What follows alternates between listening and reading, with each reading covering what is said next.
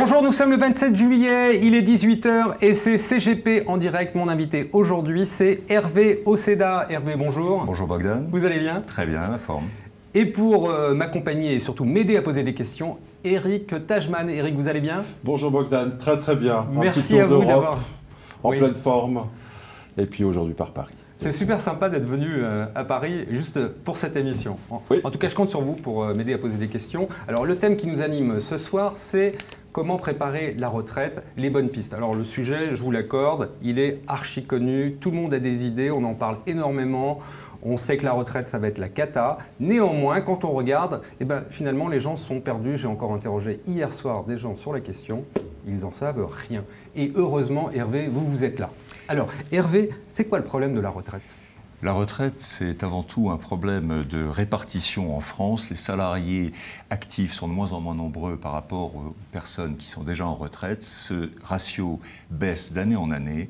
Autrement dit, il va falloir faire des efforts personnels pour compenser la perte de revenus qui nous attend tous. D'accord. Donc, si je comprends bien, la retraite par répartition, dont vous parlez, pour vous, c'est terminé. Il va falloir trouver d'autres pistes. Exactement. Et dans ce domaine, qu'est-ce que vous nous proposez? Eh bien, la retraite par capitalisation, bien nommée dans les pays anglo-saxons, pratique courante, il va falloir y venir. Il va falloir y venir parce que les pouvoirs publics ne pourront pas faire face aux nécessités de retraite. Mais comme Jospin, l'État ne peut pas tout, c'est ce que vous êtes en train de dire. dire. L'État ne peut pas tout. Je suis comme Jospin à quelques détails près, donc je pourrais revenir. Donc, blague à part, capitalisation d'accord. Quelles sont les solutions que vous préconisez à vos clients? Elles sont assez nombreuses. D'abord, moi je suis aux commandes d'un cabinet depuis 15 ans qui est assez généraliste. Rappelez-nous le nom. Il s'appelle France Épargne Conseil, qui est une affaire que j'ai rachetée. Nous sommes deux. J'ai racheté cette affaire en 2000 et on continue à progresser d'année en année. D'accord. Et donc, vous voyez vraiment une tendance au niveau des besoins en termes de retraite auprès de votre clientèle? C'est marqué, c'est vraiment marqué. C'est marqué de plus en plus parce que justement les gens reçoivent, vous savez, dès qu'on a plus de 50 ans en France, on reçoit un état de sa retraite par répartition. Beaucoup s'alarment en se disant, bon sang, il me reste 15 ans, 12 ans pour améliorer ce chiffre, celui qui est écrit noir sur blanc sur l'attestation de droit à la retraite. Donc, c'est vraiment omniprésent dès l'instant qu'on a les temps gris, je dirais, dès l'instant qu'on a passé les 40-45 ans. Alors, les solutions, on peut y revenir. On peut en mettre une en avant aujourd'hui, celle du PERP, le plan d'épargne retraite populaire, va reprendre des couleurs dans ce contexte assez sombre. C'est un vieux produit, hein? C'est un vieux produit, il remonte à 2003. Qui n'a pas eu le succès peut-être qu'il méritait. Pourquoi, selon vous, et pourquoi vous reparlez du PERP aujourd'hui? Pourquoi est-ce que l'assurance vie aujourd'hui a écrasé le PERP alors que vous pensez que c'est une bonne solution? Alors d'abord, je n'opposerai pas assurance vie et PERP. Il y a là deux logiques complémentaires. Le PERP offre un avantage majeur, c'est qu'il a une déduction fiscale. Il réduit l'impôt sur le revenu des personnes physiques du montant du disponible de retraite. Et il est particulièrement lisible parce que tout Français aujourd'hui, en recevant son attestation d'impôt, verra dans la dernière page un montant qui peut reprendre d'ailleurs 3 années glissantes, un montant investissable dans un PERP ou dans d'autres produits de retraite collective sur lesquels nous pourrons revenir tout à l'heure. Voilà un produit très lisible. Voilà pourquoi je le remets en avant. Il est cadré par la loi. Dans les versions modernes de PERP, l'étendue d'investissement est comparable à celui des meilleures coquilles d'assurance vie. Ça veut dire aussi bien de l'immobilier, des actions, des produits mixtes, tout à fait. Ce qu'on peut retrouver en termes d'investissement est disponible dans du PERP. Dans le cadre de l'assurance vie, il y a un certain nombre d'UC. Le PERP offrira le même univers d'investissement. Donc c'est la même chose, donc je ne vois pas bien l'intérêt. Alors non, revenons un peu sur la technique si vous me le permettez, parce que si on parle de coquilles et d'univers d'investissement, c'est semblable. Mais quand vous mettez 20 000 € sur un PERP, ces 20 000 € vont venir en réduction de votre revenu imposable. Si vous êtes, et je vous le souhaite, à 45 % de tranche marginale d'imposition, ça peut vous faire baisser d'une tranche. Voyez. Donc, il y a un gain immédiat d'impôt. Mais je ne comprends pas pourquoi vous et vos confrères, vous ne le conseillez pas tous les ans. Parce que moi, si je le savais, Tous les ans, je demanderai un PERP. Je peux Alors, en souscrire tous les ans une seule ou pas? adresse, Bogdan, 5 rue La Boétie. D'accord. Vous verriez qu'un certain Non mais nombre de blague à gens part, pourquoi viennent les gens chaque ne le année. font pas? Enfin, Eh bien, on cherche des produits de défiscalisation. Alors, en fin d'année, c'est la cata, on va sur les FCPI, etc. Et là, vous nous annoncez qu'il y a le PERP et qu'on peut déduire fiscalement. Donc moi, tous les ans, je souscris un PERP. Est-ce que c'est techniquement possible? Alors, tous les ans, souscrire un PERP, non. Il suffit de le souscrire une fois. On prend date sur un PERP. Et ensuite, on l'abonde. On l'abonde en fonction, je me répète, du montant maximum déductible, qui est lisible sur votre attestation d'impôt. Voilà. On peut souscrire 2 PERP, c'est assez adroit. Comme ça, vous diluez votre risque d'assureur. Dans ce monde too big to fail, on a quand même vu des grandes structures se casser la figure. Je suis, moi, de ceux qui diversifient les partenaires. Voilà, donc il va reprendre des couleurs. Il a été mal vendu depuis son origine 2003, il va reprendre des couleurs, je suis convaincu. C'est un produit qui a évolué aussi, c'est-à-dire en termes d'offres et de sous-jacents, on a vu apparaître beaucoup de choses. Donc le PERP d'il y a 15 ans ne correspond plus du tout à ce qu'on avait maintenant. Absolument. Le socle du PERP aujourd'hui, c'est quoi? C'est le fonds en euros quand même. Essentiellement. Là encore, ça dépend. C'est pour ça qu'un CGP a du sens dans la détermination de la pertinence du produit. Est-ce qu'il a du sens lorsqu'il propose du fonds en euros? Sérieusement? Je continue à penser que oui, Bogdan, oui. Vous croyez toujours au fonds en euros, vous? Je continue à y croire. C'est chaud quand même, non? Très chaud, très chaud. Ouais. Il a très mauvaise presse, ce brave fonds euro, et pourtant, il n'a pas son équivalent. Alors certes, il ne faut pas en avoir 100%, sauf absolument nécessité qui peut se comprendre, mais il faut en avoir. Il a permis de passer les années douloureuses boursières la tête haute.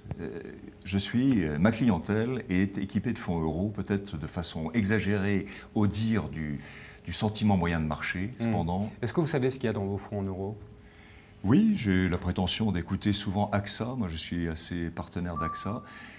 Il y a beaucoup d'obligations d'État, il y a quelques obligations corporates, il y a un peu d'immobilier, il y a quelques actions. Tout ça, il faut espérer et bien gérer. Certes, les obligations d'État émettent aujourd'hui à des taux négatifs, j'en suis absolument conscient. Autrement dit, la performance des fonds euros est à la baisse, on en souffre tous.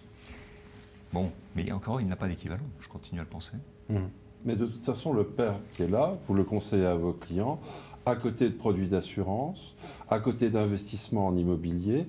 Comment ça fonctionne au niveau de l'interaction avec les clients? Quel est en fait l'élément qui fera qu'à un moment donné, vous allez mettre le PERP sur la table en disant ça c'est la solution qui vous convient? Je dirais que le PERP est une solution un peu accessoire. Elle a toute sa pertinence, on peut le détailler, mais évidemment, elle ne peut pas venir faire de l'ombre aux investissements de base. L'assurance vie reste l'investissement de base, l'immobilier reste l'investissement de base. Encore une fois, je dirais que le PERP se destine à un type de client fortement imposé et cash, c'est-à-dire qui a déjà résolu un certain nombre d'investissements existentiels, si vous me permettez l'expression. Est-ce que le PERP, on peut le proposer aux entreprises? Le PERP, non. Alors, il y a l'article 82 qui est un peu un clone de l'assurance vie et qui est payé par l'entreprise. Je crois beaucoup à ces solutions dites collectives de préparation à la retraite qui sont formidables parce qu'elles impactent le compte de résultat d'une entreprise et elles affectent sur la tête de leurs salariés des sommes qui viendront améliorer leur retraite.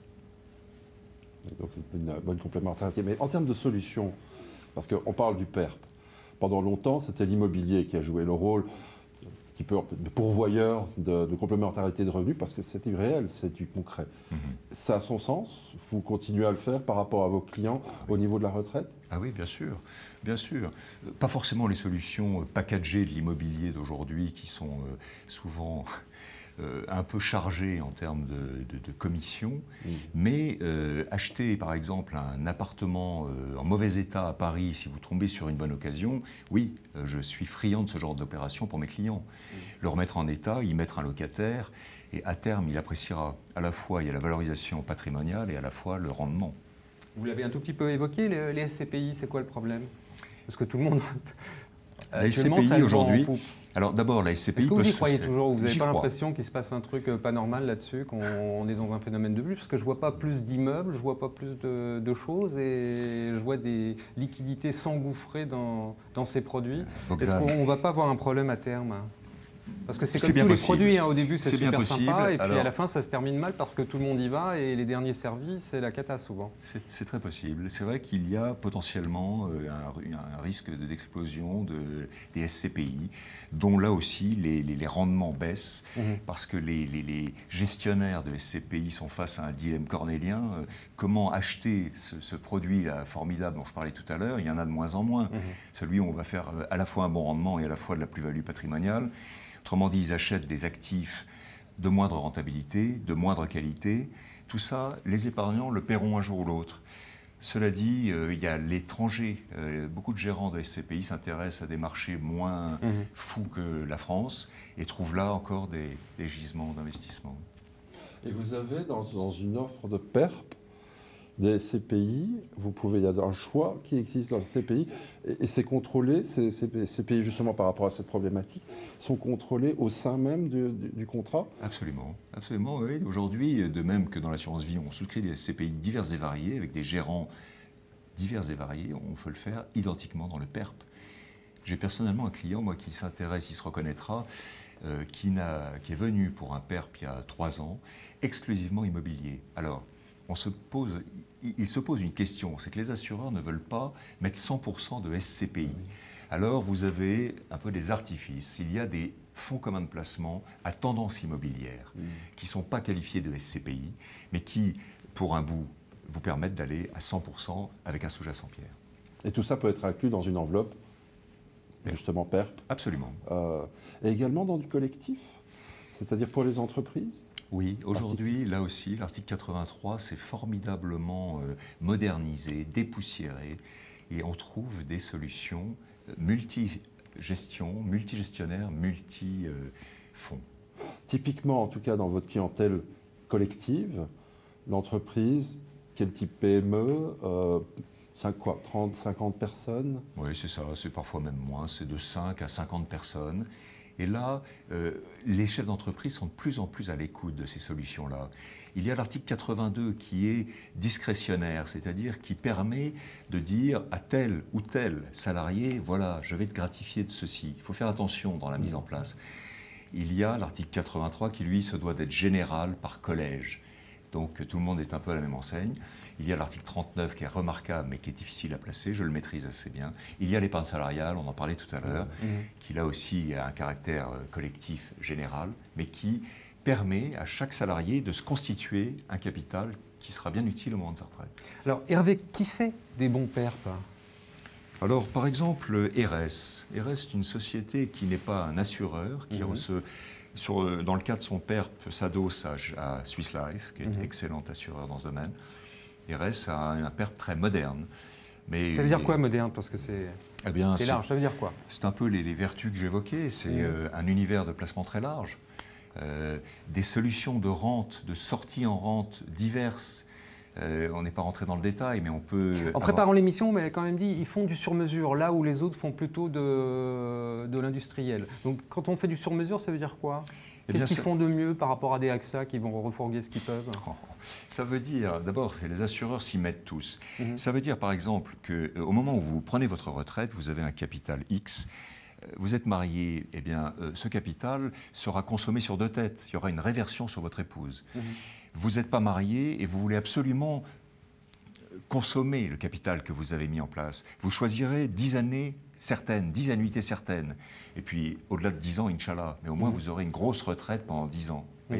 C'est ça, le coût humain. C'est la situation qui répond aux besoins de chacun au moment opportun. Donc, en dehors de RS, qui travaille bien dans ce domaine? Alors, on peut parler d'Aviva, qui a des bons contrats en collectif. En PERP, AXA a un bon PERP.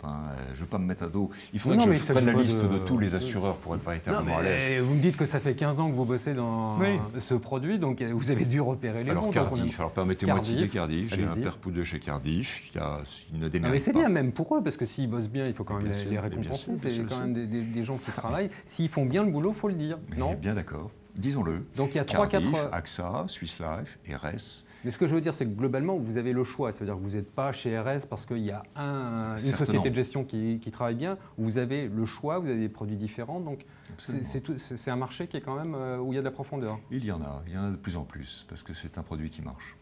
C'est intéressant parce que Dernière question, très rapidement. Ce que je vois au niveau des asset managers et globalement en termes d'offres de produits, là on parle de PERP, on parle d'immobilier, moi je vois aussi des mandats de gestion qui existent de plus en plus dans des contrats d'assurance qui font de la complémentarité de revenus et c'est une tendance lourde. On le voit dans les pays anglo-saxons ou dans les pays nordiques où il y a de plus en plus de besoins en termes de complémentarité de revenus. Donc quelque part cette offre qui est là pourrait évoluer dans le futur encore. Absolument. Et bon, on parle de nouveauté ou en tout cas de modernité. On n'est qu'au début du chemin. Entièrement d'accord. Alors là, vous touchez un point sensible, Eric, c'est celui des mandats de gestion qui va soulager formidablement les gens, les CGP dont je suis, parce que au sein de l'assurance vie, ça va permettre de donner des mandats selon des stratégies de gestion à des vrais spécialistes. Parce que, faut l'avouer, c'est compliqué. Je suis un généraliste. Très bien, écoutez, ce sera le mot de la fin et on vous réinvitera justement pour parler très volontiers. Des mandats de gestion. Hervé, en tout cas, c'était un plaisir de vous recevoir. Vous avez très bien défendu le PERP. J'entends le PERP, hein. C'était une des solutions. Ce n'est pas la solution Absolument. que vous préconisez, c'est une des solutions. Et on vous a un petit peu aiguillé vers celle-là parce que l'assurance vie, on en parle très largement. Mais en tout cas, vous avez bien défendu et présenté ce produit. Eric, merci à vous aussi. Merci Bogdan. Quant à nous, eh bien, nous allons nous retrouver maintenant le 24 août. Eh bien oui, on sera là le 24 août. Ce sera un mercredi soir, 18 h. D'ici là, bonnes vacances.